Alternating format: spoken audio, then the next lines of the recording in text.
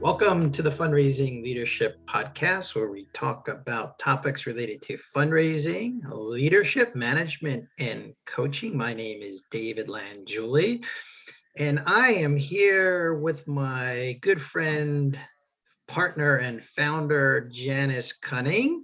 And Janice, we have a special guest today on the podcast, and her name is Kate Norton. Welcome, Kate. Hello. Hello. And we'll put Kate's bio in the show notes and in the blog post that she already wrote for the community. But Kate is a good friend. She's done some of the fundraising leadership work with us, and we worked together at Princeton many moons ago.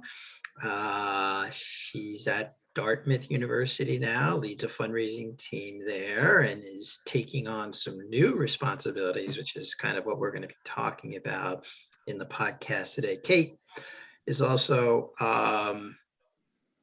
just a really warm and caring person, and she's a mom and is quite ambitious. So we'll talk about that too, maybe. So welcome, Kate. Welcome. Thanks for allowing me to be here. It's really exciting. Good. So share with us a little bit about this trailblazing path you wrote about. Sure. I'm happy to talk about it.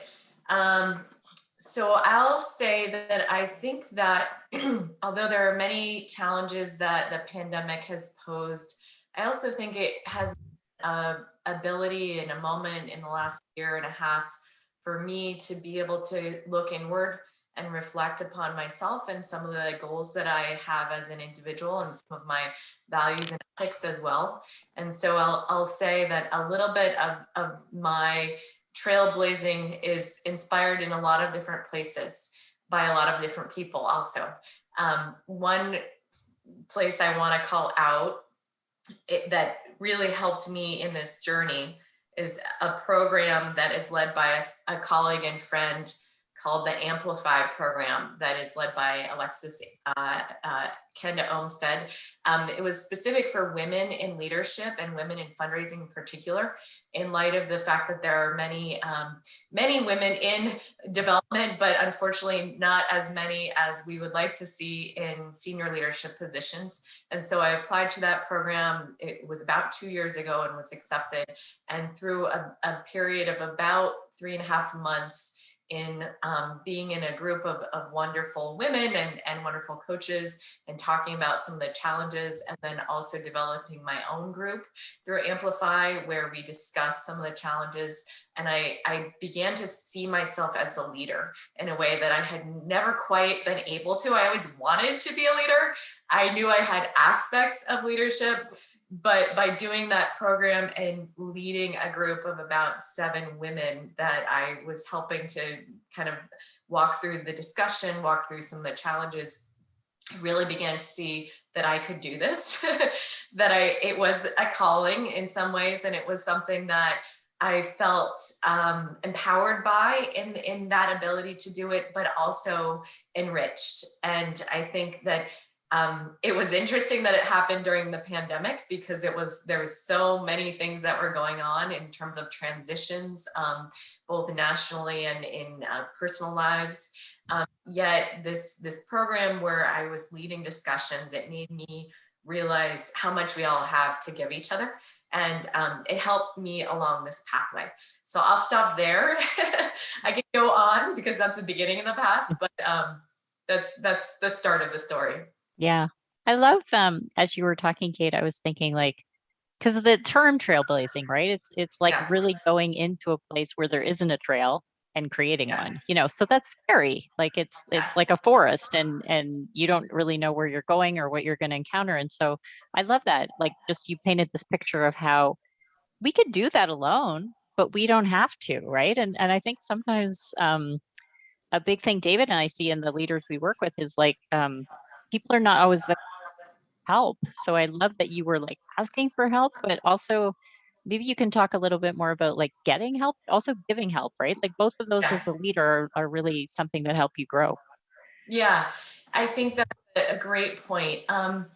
So I think about my own relationship with myself over the last year and a half as one where I really needed to go internal a little bit. And by actually developing essays for the Amplify program where I applied, it made me really search deeply in myself. And I think I was able to sort of identify who I am, where some of the challenges are that I see in our environment, both in our profession and also more nationally, and then be able to think about how to navigate those. And so I think a lot about trailblazing as navigation as well as building, and being able to, go left if you need to go left, and jump over that stream if you need to go right. But it's really great to be able to have other people there that are part of your team, that are trailblazing with you. And I think it's also interesting. I chose the word trailblazing because in second grade, where I grew up in Fairbanks, Alaska, our elementary school were the Trailblazers. And I remember skiing with my dad in second grade outside, thinking about me being a trailblazer. And it's nice to go back again in terms of thinking about your deep kind of who you are. I was able to rely on that second grade elementary school mascot for who I am today. Wow. It sounds like you were diving into your sage power of navigate, and you've participated in our PQ coaching program in the past. And oh boy, here's a reality moment for you. Let's see if you can recall the navigate power. If I will help you with this, because I was just doing a lot of work with clients around their sage powers now. So if you think about what that power is, maybe you can recall, or maybe we could co-create it for the audience here. Let's co-create it. All right. So I have my intuition that I'm going to draw on, which is that I think it's a power of wisdom. Right. I don't know if that is right. It comes from your wiser elder self, right? So it's definitely a way of, in the blog post, you talked about your younger self, and we do some work around that too in the program. But the navigate power is about your wiser elder self, looking back on your life when you are still of sound mind and body. And you can imagine yourself looking back on this period of your life and you can ask your wiser elder self in a conversation like, what path should I be breaking now? And so what came up when you were navigating in that kind of way, Kate? Yeah. I would say that it's an interesting question, because I also think advocate.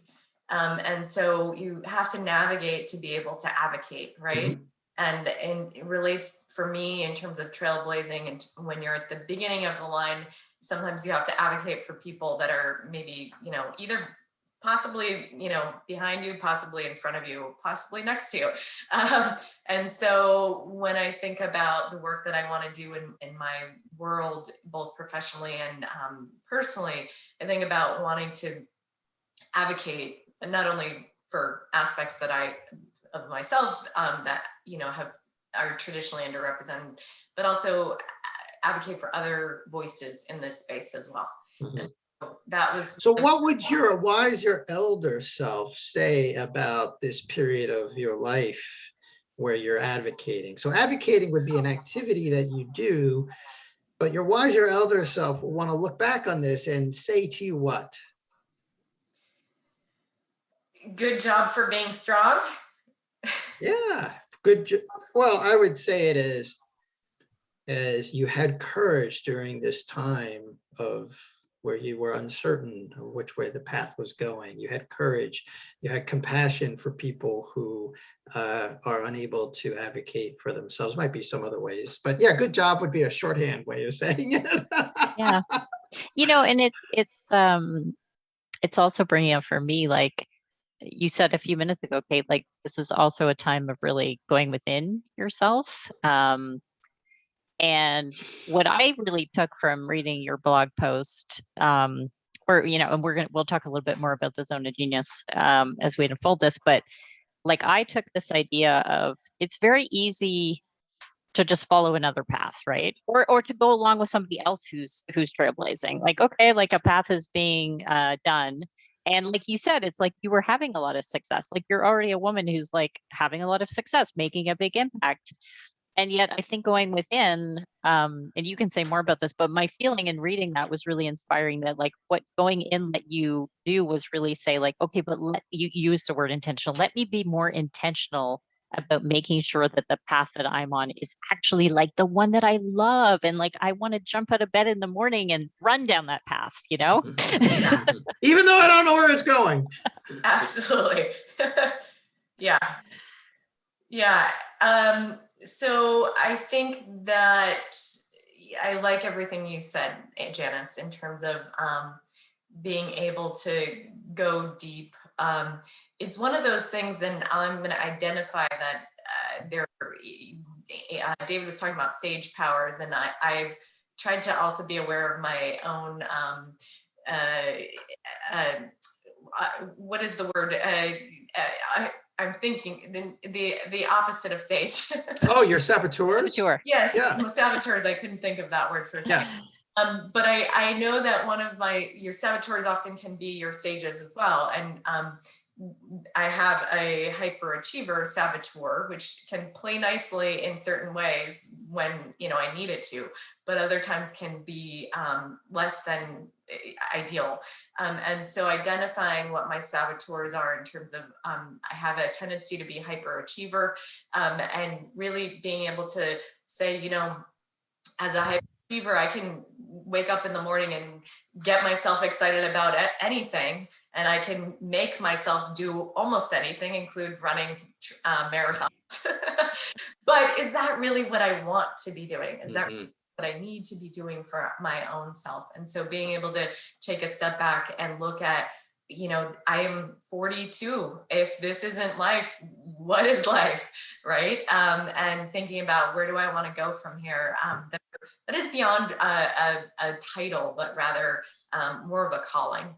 So it's sort of, it's making me think of the seduction of the zone of excellence. And actually, David, I'd love, maybe, I know this is something you know a lot about, but why don't you explain to people like what's in the zone of excellence versus the zone of genius, and why is it so seductive to get stuck in the zone? Yeah, that's a great question. And maybe even before I go there, I want to distinguish two other zones, which are our zones of incompetence and our zone of competence. So I think people mostly know, like there are certain things like just don't ask me to do because it's not going to get done well. It's not going to be done on time. It's going to, you know, and I probably will say no to that because, you know, usually we know. For me, that would be reading a map. Yeah, reading a map, right. So, but then there are things, you know, we can handle reasonably well. And we, you know, we might be asked or our work might call on us to do something, or even, you know, you might have to get out and see what's wrong with your car and kind of realize that it's the battery. And even though you're not going to change the battery, you know who to call. Like, you know, I'm going to call AAA and come change my battery, right? So that would be skillful or competent. But the zones that Kate pointed to in her blog post are finer distinctions. And the zone of excellence is an area of work or life, let's just say work, where not only are you competent, but you are extraordinary and excellent. People look at you and say, wow, that is really good work. You are rewarded for it financially. You are rewarded for it socially. You get recognition for it, and it has an impact. It's quite excellent. But now this becomes the finest of the fine distinctions. Many of us become excellent at certain things, and especially at work. And Kate, you talked about this in your blog post. And you get lots of goodies, as we say in the positive intelligence framework. You get a lot of crumbs, but you're not getting the bread. So you get all these breadcrumbs, rewards, but there's something missing. And the thing that's missing is joy. And so when we talk about the zone of genius, and this is some work that came out of the 15 Commitments of Conscious Leaders, which Kate was participated in a group and still does, that talks about that work. The distinction there is not only is your work excellent, but you derive great joy from it. So why don't you say a little bit about that inquiry, I think, that I gave you many months ago, Kate, and what came out of that? Sure. So we had been talking about sort of where I was in my thinking and my path, and I had identified with you that through part of my work at Princeton with you, David, I had been working in the area of corporate foundations for a very long time in my career, approximately 15 years. And I have derived great joy out of that work. It's intellectually interesting. It always requires navigation. It's, requires a lot of partnership throughout the university and also externally. I had been doing it for 15 years, and I realized that I feel like I know it pretty well. It's a trail I've been on before. It's beautiful. I can run it well, but it's not necessarily particularly exciting every day. It's the trail that's well trodden.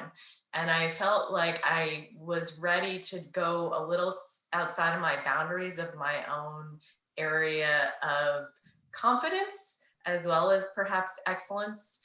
Really try to do something that I wasn't sure if I was going to be excellent at, but I had a sense that it was going to be fulfilling to me. Mm-hmm. And that in part, the sensibility that I wasn't going to know everything and how to do it, and that I was going to have to be going on intuition a little bit and learning and navigating by working with others, feeling our ways along the path, really was inspiring to me. And so, David, I think you had introduced this idea of the zone of excellence and moving into your zone of genius, and really trying to kind of move the continuum along, and that it was okay in your zone of genius to not necessarily always be excellent, but in the long run, know that it was going to bring you to a place that you were going to be fulfilled, and hopefully by yourself being fulfilled, others around you and your professional environment would be enriched as well. And so that's what you had suggested to me, and it was really helpful, was to think about where are your zones of excellence, and then where can you go in your zone of genius. Yeah. And I'm hearing, like in UK, like a real value system around growth and learning and challenging yourself. And and it that's the thing. It's like also it evolves, right? Like it maybe you were in your zone of genius, like in the first part of that job that you had, and then it was like, okay, I'm ready to blaze a new trail. And it's interesting. As I was rereading it this morning, I was thinking about, like, one thing I've learned about myself is, like, I love coaching, and it's very easy to kind of be like, okay, like coaching is at times can be kind of zone of excellence, but when it becomes zone of genius to me is like, is when it's like clients, because I did Strengths Finder a few years ago, and my number one strength is maximizer, which is like really taking things that are good and making them great. So I realized, like, that's what I love. I love clients who are in a good place, like they're successful, like they feel good. They're like hungering for like, just like, what's like, if I turn the volume up a little bit, like, which could be just like taking on something within their career. It could be getting a promotion. Like, it doesn't really matter, but that's who I love, right? Is like that moment in a person's life where they're like, everything's going along really well, but I want to like turn up the volume. So that feels to me like the times when I'm really most in my zone of genius. So it was nice in reading what you wrote to kind of reflect. And what about you, David? Like, how would you define your zone of genius? Well, I like what you're both saying about values and fulfillment. So, and growth. And, sometimes Janice and I say, well, getting out on the skinny branches of life rather than, the familiar climbing the tree the way you know how to. But fulfillment, when you are in alignment with your values, like I do have a value, and I definitely read in your post, Kate, that you have a value I call adventure. There's a little bit of adventure there. And so I know for myself, when I'm up to something, let's bring it back to the leadership conversation too, because you started with that, and you're through this inquiry and depth of looking inside, you've come to realize you are a leader. I always knew that about you, Kate. Thank you, David. You're welcome. And so Janice and I have done some work, a lot of work around leadership, and we talk about leader quests. Leader quests. A quest is a journey that has an uncertain outcome. And you can't do it alone. And you can't do it alone. You can't go on a quest. Cannot do it alone. It requires outside resources. And it is important, that's the fulfillment piece, that's the value piece, to your world being not just me, but my world around me. And so it sounds like you're starting out on a quest. I think you're right. And I love that analogy. It goes so well with so many different themes that we've discussed today. I agree entirely. I don't know exactly where I'm going. Yeah. The path. I can see the path in the near term, but I in the longer term, I'm not quite sure. Right. And one of the things I've also realized, interestingly, is that I am I am a one could say a unicorn, or one could say a eight nosed elephant. I'm not sure what I am because I can do a lot of different things. And I think one of the next quests for myself is to hone in on what exactly am I doing? Because right now I can do a lot. I can say yes to a lot. Knowing where I'm really, really going. And one other colleague and coach had shared with me, one of the things about leadership and growth is being able to decide what you're not going to do. And so as we go through on this quest where the world is open and there's so many things that can be done, also being able to navigate what are the things you're not doing. And I think that's also where I see myself growing right now, is in that space as well. And being able to refine and articulate better where that is. But yeah. And you know what, Kate, you're saying something so important, because that's what I was talking about, the seduction of the zone of excellence, right? It's like, if you're good at something, you're getting rewarded, you might be getting promoted, getting raises. It can be very hard to start to say no to those things, but you can't move into the zone of genius and create enough space for the things that you, like David said, that you're good at, but that also bring you joy, without starting to say no. And that's uncomfortable. And sometimes other people don't like it. And I was just your pleaser doesn't like it. That's another saboteur we talk about in our PQ program. A lot of fundraising leaders have a saboteur called pleaser, because it goes, and so that's one saboteur you're confronting. And there's another saboteur you named, and a lot of fundraising leaders and nonprofit leaders are hyper achieving. They get lots of breadcrumbs for achievement. And there's nothing wrong with achievement. It's just when it becomes hyper, here's one of the impacts of the hyperachiever. I don't know if we ever talked about it, but it's coming up. It's reminding me that one of the impact when you're seized by your hyperachiever is you don't go for big stuff. because you don't know if you can achieve it. Mm-hmm. That's what happens with hyperachievers. They stay in their zone of excellence. Yeah. Yeah. They don't go for stuff where they don't know that they can get it. But you're going there, so that takes courage, and I acknowledge you for that. Thank you, David. I appreciate that. Yeah. And you've got, like we've already called out, it's like you've got the love of growth and learning, and you've got the spirit of adventure, and those are the tools, right? Like you got all those things in your backpack as you're like running along that trail with all of the other people, with you as well. And yeah, I love that. I love that. Yeah. So as you know, Kate, we'd love to give people like a practical thing that they can do after listening to these conversations. And I know that David asked you some questions that were very impactful. And so I think you're going to share a question that you want to give to our listeners that they can think about. Absolutely. Thanks, Janice. So I'd like to encourage everyone who's listening today and the next week to do 3 things. The first is to write down 5 areas of excellence that you see in yourself.